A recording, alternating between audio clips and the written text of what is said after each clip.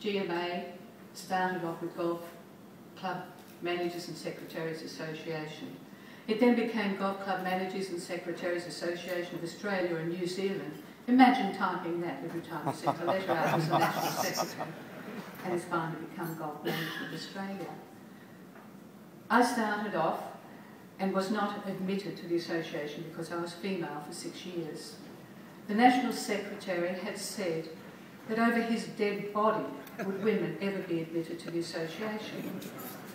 He died in May in 83.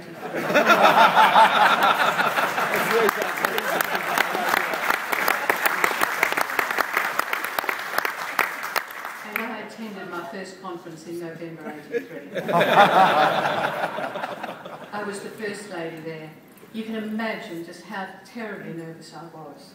Watched my P's and Q's, didn't say a thing, but what actually happened that year was that the equal opportunities had come in. So there we were in this conference room, and the men, all the managers, were running scared of what was going to happen. Truly, I couldn't believe it because I'd come from a club where our members had been equal since inception. So I finally got enough courage to stand up, and look, you could have heard a pin drop. Not only did they have a female at this conference, she had a bloody mouth and was very confident. I got up and spoke and said to them that at that time they were creating their own problems or anticipating their own problems because none of what they were suggesting had ever happened in my club. And that has been proved to be true over the years.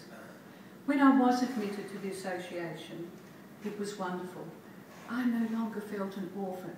Everybody else had the same ideas and the same problems. And I had a great mentor at the time in Alex Monteith. We worked together for 20 years or so when he was president. And it's been a great journey. It's been a great networking system.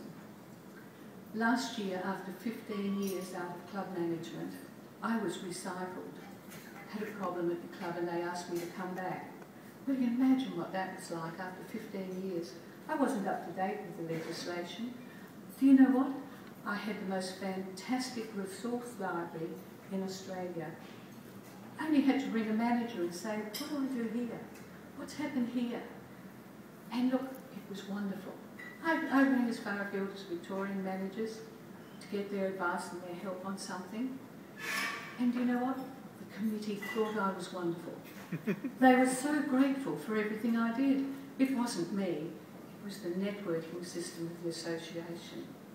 So enjoy the journey and enjoy networking. That is the biggest single thing about our association that is so successful. I'd like to congratulate all the people that have brought to fruition the national body. That to me is wonderful. We are now a professional organisation. We no longer live out of a suitcase. For many years, our home was a suitcase. We changed every 2 years the conference venue. So when it was your state's turn, the state secretary became the national secretary, and you inherited the suitcase. Now in the suitcase was the minute book, the checkbook, financial reports of the previous conference, and any other relevant correspondence.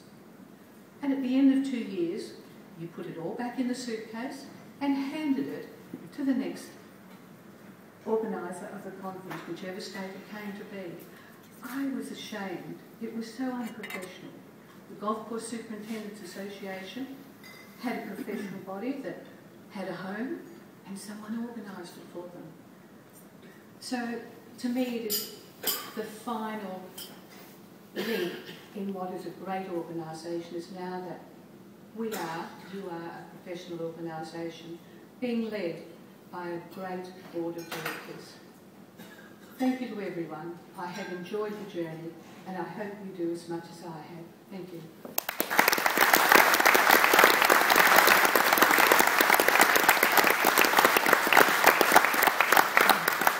Thanks, Billie Friedlander, ladies and gentlemen. Congratulations to Damon. Thanks for the introduction. It's terrific. Okay, so